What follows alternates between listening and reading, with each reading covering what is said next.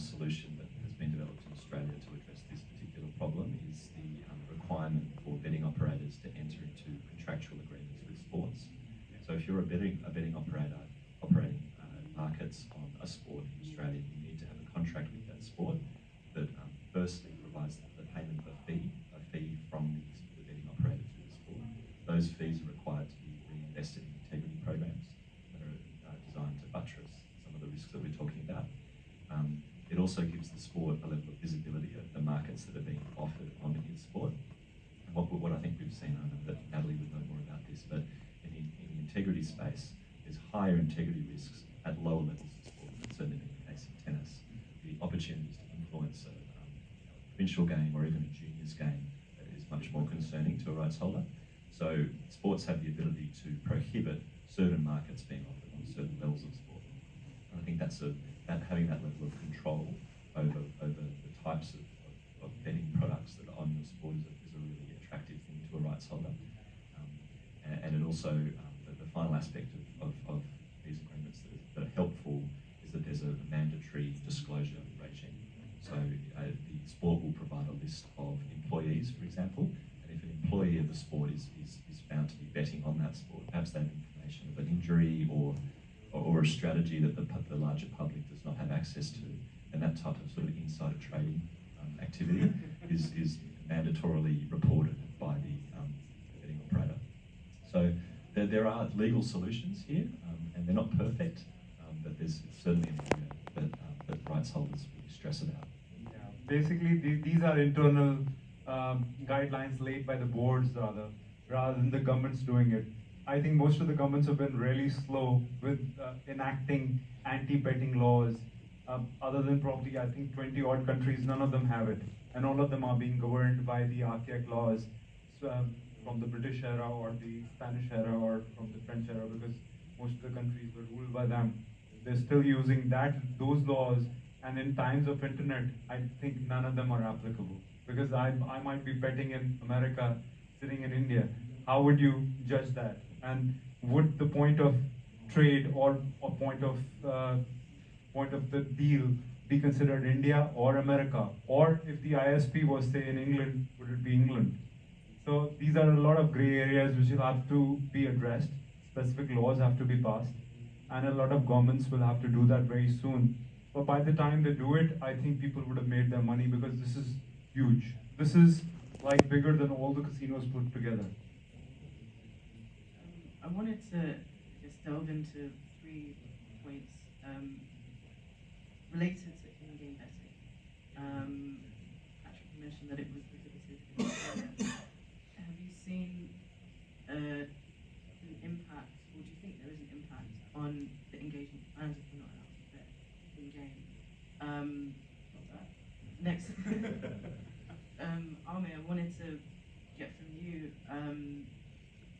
about the companies that you work with, how they facilitate in-game streaming for betting companies.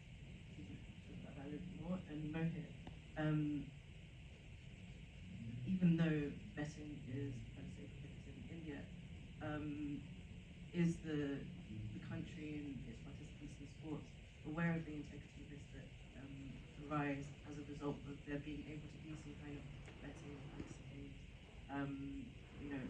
surrounding the sport? So, Patrick. So I think the question was whether the lack of in-game betting capabilities sort of is a turn-off for fans who are not able to do in-game betting. And I think it certainly would be. But the reality is that they'll just go elsewhere to place those bets. If you can't bet with Bet365, then you'll find a probably slightly less reputable betting offering offshore, and there are literally thousands of those operating all the time. So it does. I think it does have an impact on the fan experience. But I think we rights holders believe that is justified by the integrity protections that limitation provides. But it doesn't completely solve the problem, unfortunately. Do you not think you can have both integrity protections and increased revenue from in-game betting? There'd certainly be a voice that would be advocating for that at most boardrooms, but I don't think we're quite there yet. So from my perspective, it's mainly again the companies we work with usually rely on again the streams and data provided by the rights owners and the betting operators through their agreements with the rights holders. But at the same time, I can say that obviously the tech providers can provide the proper solutions, both to maintain that integrity, but also, and more importantly, at least as far as I'm concerned, in terms of fan engagement and how we bring more fan into this particular business, whether it be through push notifications or otherwise. And at the same time, obviously, this being a heavily regulated space, anyone, at least here in the US, and I've had agreements, with BetMGM and FanDuel and other betting operators, anyone that is even remotely in that industry or providing peripheral services to that industry should be regulated as well. And we have been engaged in applying for certain licenses in various states here in the US in order to provide ancillary services to betting operators. See, in India is not much of a sporting nation. The major sports would be cricket, as I said, football. So most of the betting happens in them. And we've had match fixing cases where the players have been caught specifically doing things which were wrong. We had the whole South African team which was touring India in 2000, and all the matches in that series was fixed and it was caught by the authorities. Yes, it's a big risk, but at the same time, whatever is banned and whatever is not allowed is most interesting. If I tell you don't bet, that's what you want to do. So that's what's happened. Everybody who's watching sports wants to bet. They want to make it more interesting for themselves, because once the money is involved, they're more involved with the sport, they're more involved with the game, and it does happen. You can't stop that, and you should not. And especially because all these countries, including the Middle East, including India, because they ban it, it's even bigger there.